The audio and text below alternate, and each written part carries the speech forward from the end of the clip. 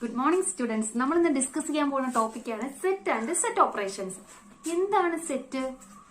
Well defined collection of objects is called set. ഒരു well defined ആയിട്ടുള്ള collection of ഓബ്ജക്ട്സിനെയാണ് എന്തെന്ന് പറയുന്നത് സെറ്റ് എന്ന് പറയുന്നത്. ഈ സെറ്റിനകത്തുള്ള ഓരോ ഓബ്ജക്ട്സിനെയാണ് അതിന്റെ എലമെന്റ്സ് എന്ന് പറയുന്നത്. മനസ്സിലായോ? സെറ്റിനകത്ത് വരുന്ന ഓരോ ഓബ്ജക്ട്സിനെയാണ് എന്ത് എലമെന്റ്സ് എന്ന് പറയുന്നത്. അതുപോലെ തന്നെ നമ്മൾ യൂഷ്വലി ക്യാപിറ്റൽ ലെറ്റേഴ്സ് ആണ് സെറ്റിന് പേര് കൊടുക്കുമ്പോഴത്തേക്ക് യൂസ് ചെയ്യുന്നത്. ക്യാപിറ്റൽ എ, ക്യാപിറ്റൽ ബി, അങ്ങനെ. പിന്നെ ഈ ഓരോ എലമെന്റ്സിനെയും നമ്മൾ നൊട്ടേറ്റ് ചെയ്യുകയാണെങ്കിൽ നമ്മൾ അതിന്റെ സ്മോൾ ലെറ്റർ ഉപയോഗിച്ചിട്ടായിരിക്കും നൊട്ടേറ്റ് ചെയ്യുക. നമുക്കൊരു എക്സാമ്പിളിലൂടെ അത് ഡിസ്കസ് ചെയ്യാം. First set. ഓക്കെ, സെറ്റ് ആണ് നമ്മൾ ഇന്ന് ഡിസ്കസ് ചെയ്യാൻ പോകുന്ന ടോപ്പിക്. അപ്പൊ ആ ടോപ്പിക്കിൽ നമ്മൾ എന്താ പറഞ്ഞത്?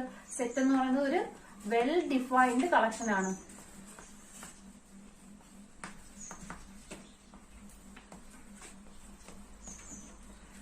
ഓക്കെ, വെൽ ഡിഫൈൻഡ് കളക്ഷൻ ആണ്. ഞാൻ ഇവിടെ ഒരു സെറ്റ് എ എഴുതുകയാണ്.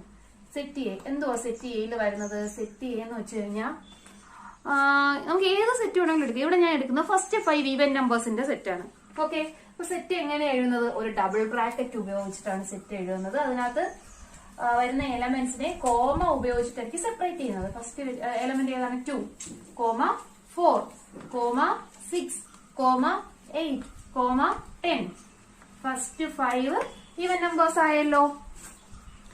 ഞാൻ ക്യാപിറ്റൽ ലെറ്റേഴ്സ് ആണ് സെറ്റിന് പേര് കൊടുത്തേക്കുന്നത്. ഇതിനകത്ത് വരുന്ന എലമെന്റ്സിന് എനിക്ക് സ്മോൾ ലെറ്റർ ഒന്ന് വെച്ച് നൊട്ടേറ്റ് ചെയ്യാം. വേണമെങ്കിൽ ABCDEFG കൊടുക്കുക. A=2, B=4 എന്നൊക്കെ പറഞ്ഞു എഴുതാം. ഇനി ഇതിന്റെ ഓർഡറിലൊന്നും ഒരു വിഷയവും ഇല്ല. ഇപ്പൊ സെറ്റ് =4, 2, 8, 6, 10 എന്ന് പറഞ്ഞാലും പ്രശ്നമില്ല. സെറ്റിന് ഓർഡറുമായിട്ട് ഒരു ലിങ്ക് ഇല്ല. അത് ഏത് ഓർഡറിൽ എഴുതിയാലും പ്രശ്നമില്ല. അതിനകത്ത് വരുന്ന ഓബ്ജക്ട്സ് എല്ലാം അതിനകത്ത് തന്നെ ഉണ്ടായിരുന്നാൽ മതി. അത്രേ ഉള്ളൂ. ഓർഡറിലൊന്നും പ്രശ്നമില്ല. അപ്പൊ നമ്മൾ എഴുതി. ഇനി നോക്കിയാണ്, ഇത് എനിക്ക് കൗണ്ട് ചെയ്യാൻ പറ്റുന്നുണ്ടോ? 1, 2, 3, 4, 5. അപ്പൊ ഇതിനകത്ത് എത്ര എലമെന്റ് ഉണ്ട്? 5 എലമെന്റ് ഉണ്ട്. അങ്ങനെ എനിക്കൊരു സെറ്റിനകത്തുള്ള ഓബ്ജക്ട്സിനെ അല്ലെങ്കിൽ എലമെന്റ്സിനെ കൗണ്ട് ചെയ്യാൻ പറ്റുന്നുണ്ടെങ്കിൽ അങ്ങനെയുള്ള സെറ്റിനെ വിളിക്കുന്ന പേരാണ് ഫൈനൈറ്റ് സെറ്റ്. എന്തെന്നാണ് പറയുന്നത്? Finite set. അപ്പം സെറ്റ് എന്തെന്നാണ്? ഫൈനൈറ്റ്. ഇനി എനിക്ക് കൗണ്ട് ചെയ്യാൻ പറ്റുന്നില്ല. സെറ്റ് ഓഫ് റാഷണൽ എന്താണ്? സെറ്റ് ഓഫ് ഇത് റിയൽ നമ്പേഴ്സ് എന്ന് പറയണമെന്നുണ്ടെങ്കിൽ എനിക്ക് അതിനെ കൗണ്ട് ചെയ്യാൻ പറ്റുമോ? റിയൽ നമ്പേഴ്സിനെ കൗണ്ട് ചെയ്യാൻ പറ്റുമോ? ഇൻഫിനിറ്റി അങ്ങ് പൊക്കോണ്ടിരിക്കുകയല്ലേ.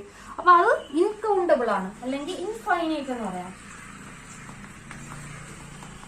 മനസ്സിലായോ?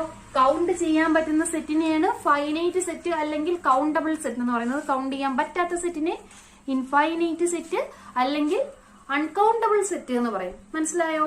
ഇനി നോക്കിയേ, ഈ 2 എന്ന് പറയുന്നത് എയിലെ ഒരു എലമെന്റ് അല്ലേ? 2 എന്ന് പറയുന്നത് എയിലെ ഒരു ഒബ്ജക്റ്റ് ആണ്. അതുകൊണ്ട് നമുക്ക് എന്താന്ന് പറയാം? 2 എന്ന് പറയുന്നത് എയിലെ ഒരു എലമെന്റ് ആണെന്ന് പറയാം. ആ എലമെന്റ് എയിലതാണ് എന്ന് കാണിക്കാൻ മാത്തമെറ്റിക്കലി യൂസ് ചെയ്യുന്ന ഒരു സിമ്പൽ ഉണ്ട്. ഇതാ, അപ്പൊ എനിക്ക് കാണിക്കണം 2 എയിലെ എലമെന്റ് ആണെന്ന് കാണിക്കുന്നത് എങ്ങനെയാണ്? എന്താ, ഇങ്ങനെയാണ് കാണിക്കുന്നത്. ഇതിനെ എങ്ങനെ വായിക്കും? 2 belongs to A. മനസ്സിലായോ? ഈ സിമ്പലിന്റെ പേരെന്താണ്? belongs to. ഇനി 7 എന്ന് പറയുന്നത് എയിലെ എലമെന്റ് അല്ല. അതെങ്ങനെ കാണിക്കും? നമ്മൾ നോട്ട് ഈക്വൽ ടു എന്ന് പറയുന്ന പോലെ തന്നെ എങ്ങനെ പറയും? Not belongs to. എങ്ങനെയാണ് പറയാ? Not belongs to. 2 എന്ന് പറയുന്ന എലമെന്റ് എയിലുള്ളത് കൊണ്ട് നമ്മൾ belongs to 2 belongs to A. 7 എന്ന് പറയുന്ന എലമെന്റ് എയിൽ ഇല്ലാത്തത് കൊണ്ട് നമ്മൾ 7 നോട്ട് ബിലോങ്സ് ടു എ എന്നിട്ട്. മനസ്സിലായോ? ക്ലിയർ ആയല്ലോ? ഇനി അതുപോലെ തന്നെ ഇത് നോക്കിയേ, എനിക്ക് ഇവിടെ കൗണ്ട് ചെയ്യാൻ പറ്റിയില്ലേ? 1, 2, 3, 4, 5 എലമെന്റ് ഉണ്ട്. അങ്ങനെയാണെങ്കിൽ നമ്മൾ ഇനി അടുത്ത ഡിസ്കസ് ചെയ്യുന്ന അത് റിലേറ്റഡ് ഒരു ടോപ്പിക്കാണ്. എന്താണെന്ന് അറിയാവോ? കാർഡിനാലിറ്റി. എന്താണ് കാർഡിനാലിറ്റി? ഇത് ഈ സെറ്റില്, അതായത് സെറ്റ് എയില് എത്ര എലമെന്റ്സ് ഉണ്ട് എന്ന് കാണിക്കുന്നതാണ് എന്ത്? കാർഡിനാലിറ്റി. അപ്പൊ നമുക്ക് ഇവിടെ എങ്ങനെ എഴുതാം? കാർഡിനാലിറ്റി ഓഫ് എ എത്രയാണ്? എത്ര എണ്ണം ഉണ്ടെന്ന് എണ്ണി പറഞ്ഞാൽ പോരെ? 1, 2, 3, 4, 5. അപ്പോഴത്തേക്ക് കാർഡിനാലിറ്റി എത്രയാണ്? 5. അപ്പൊ നമുക്ക് ആ കാർഡിനാലിറ്റി എങ്ങനെ റെപ്രസെന്റ് ചെയ്യാം? Cardinality of A is equal to 5. മനസ്സിലായോ? എങ്ങനെയാണ് നൊട്ടേറ്റ് ചെയ്തത്? കണ്ട, ഒരു മോഡുലസ് മാതിരി ഒരു സൈൻ ഇടുക. അതിനകത്ത് നമ്മളെ സെറ്റിന്റെ പേര് എഴുതുക. ഇത് വായിക്കുന്നത് എങ്ങനെയാണ്? Cardinality of A is equal to 5. അത്രയും ക്ലിയർ ആയല്ലോ? ഒന്നുകൂടെ നോക്കി. വെൽ ഡിഫൈൻഡ് ആയിട്ടുള്ള ഒരു കളക്ഷൻ ആണ് എന്ത് സെറ്റ് എന്ന് പറയുന്നത്. Collection of objects. Okay,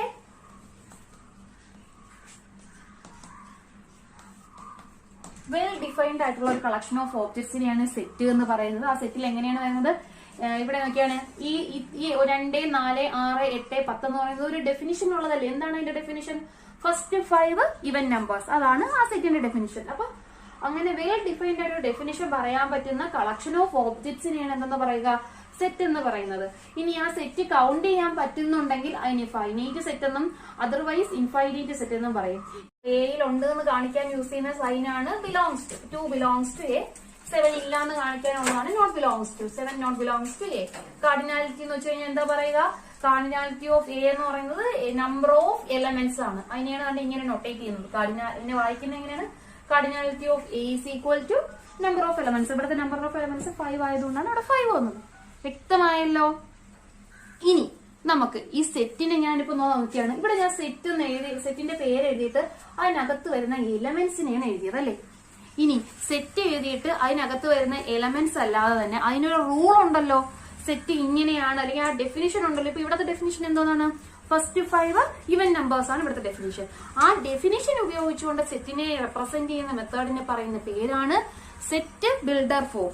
okay, set builder form അല്ലെങ്കിൽ ഡെഫിനിഷൻ പ്രോപ്പർട്ടി ഫോം. നമുക്ക് അത് എഴുതാം. Set builder form.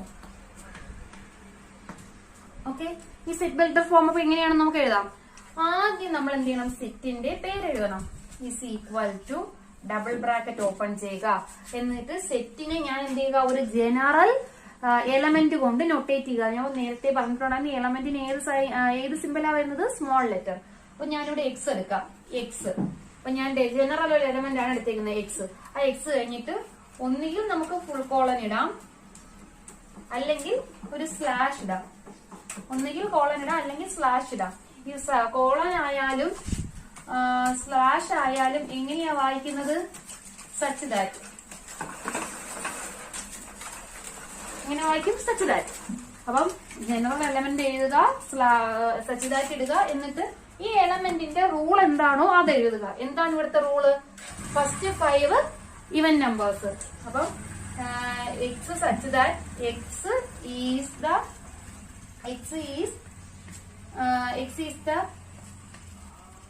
First 5 even numbers.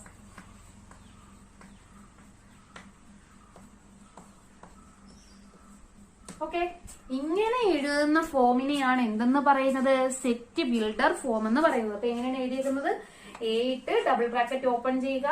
ഏതാണോ ജനറൽ എലമെന്റ് ആ ജനറൽ എലമെന്റ് എഴുതുക. അതിനുശേഷം സച്ച് ദാറ്റ് ഇടുക. സച്ച് ദാറ്റ് ഏതൊക്കെ ഫോമിൽ ഇടാം? കോളൻ ആയിട്ട് ഇടാം, സ്ലാഷ് ആയിട്ട് ഇടാം. അതിനുശേഷം എന്താണോ ആ ജനറൽ റൂള് ആ റൂൾ എഴുതുക. ഇവിടുത്തെ റൂൾ എന്തോന്നാണ്? First X is the first 5 even numbers. അപ്പൊ ആ റൂൾ എഴുതി കഴിഞ്ഞതിന് ശേഷം ബ്രാക്കറ്റ് ക്ലോസ് ചെയ്യുക. മനസ്സിലായോ? ഓക്കെ, ഇനി അടുത്ത് നമുക്ക് കുറച്ച് എക്സാമ്പിൾ ഡിസ്കസ് ചെയ്യാം. ഇങ്ങനത്തെ ആ സെറ്റിനുള്ള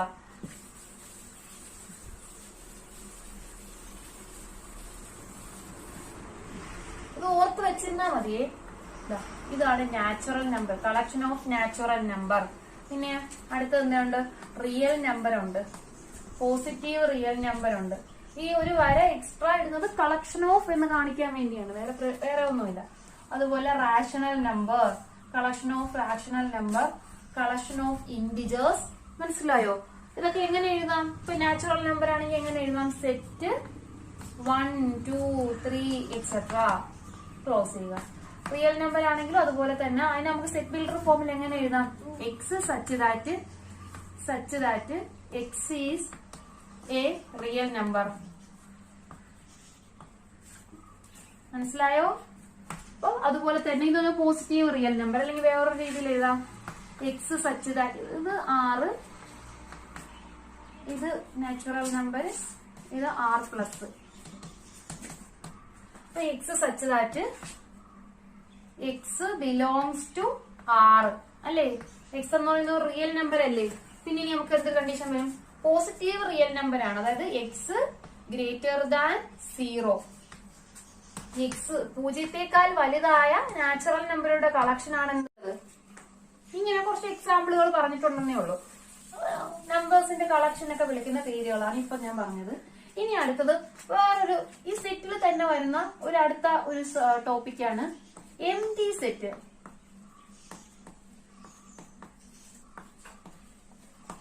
എന്താണ് എംപ്റ്റി സെറ്റ്? പേര് പോലെ തന്നെ എംപ്റ്റി, ഒന്നുമില്ലാത്ത സെറ്റിനെ വിളിക്കുന്ന പേരാണ് എംപ്റ്റി സെറ്റ് അല്ലെങ്കിൽ നൾ സെറ്റ്. അതിനകത്ത് ഒരു എലമെന്റും കാണില്ല. ഓക്കെ, ഒൺലി സെറ്റ് മാത്രമായിട്ടായിരിക്കും കാണുന്നത്.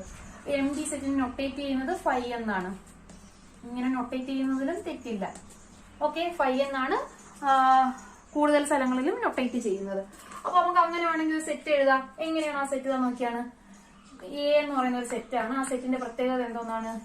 Set X such that X belongs to N. എന്നു വെച്ച് കഴിഞ്ഞാൽ നാച്ചുറൽ നമ്പറിലുള്ള സെറ്റ്. അപ്പൊ നാച്ചുറൽ നമ്പറിൽ ഏതൊക്കെയാണ് വരുന്ന? 1, 2, 3, 4 etcetera. X belongs to N. ഇവിടെ ഞാൻ സച്ച് ദാറ്റ് ഇട്ടിട്ടുണ്ട്, കുത്താനാണ് കാണാറ്. Okay, X such that X belongs to N, X 1 less than X less than 2. ഒന്നിനേക്കാൾ വലുതും 2നേക്കാൾ ചെറുതുമായ ഒരു നാച്ചുറൽ നമ്പർ ഉണ്ടോ? അങ്ങനെ ഒരു നാച്ചുറൽ നമ്പർ ഉണ്ടോ? 1 കഴിഞ്ഞാൽ പിന്നെ അടുത്ത ഏതാണ്? 2 ആണ്. അപ്പൊ 1നേക്കാൾ വലിയ നാച്ചുറൽ നമ്പർ ആവണം, പക്ഷെ അത് 2നേക്കാൾ ചെറുതും ആവണം. അങ്ങനെ ഒരു നാച്ചുറൽ നമ്പർ ഇതിന്റെ ഇടയ്ക്ക് ഉണ്ടോ? ഇല്ല. അപ്പൊ അതുകൊണ്ട് അത് എന്താണ്? എംപ്റ്റി സെറ്റ് ആണ്. അപ്പൊ അങ്ങനെയുള്ള സെറ്റിനെ വിളിക്കുന്ന പേരാണ് empty set. Otherwise null set എന്ന് വിളിക്കേ, അല്ലെങ്കിൽ വോയിഡ് സെറ്റ്. ഇതെല്ലാം ഇതിന്റെ തന്നെ പല പല പേരുകളാണ്. അത് ക്ലിയർ ആയല്ലോ? വേറെ പ്രശ്നമൊന്നുമില്ലല്ലോ. ഇനി അതുപോലെ തന്നെ അടുത്ത പഠിക്കാനുള്ള വേറൊരു ഇതാണ് ഇക്വലന്റ് സെറ്റ്.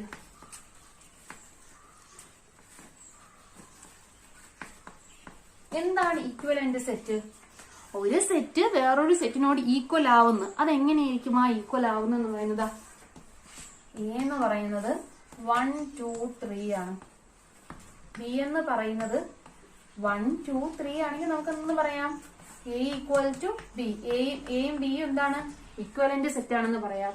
അതായത് എയിലെ എല്ലാ എലമെന്റും അതുപോലെ തന്നെ ബിയിലും ഉണ്ട്.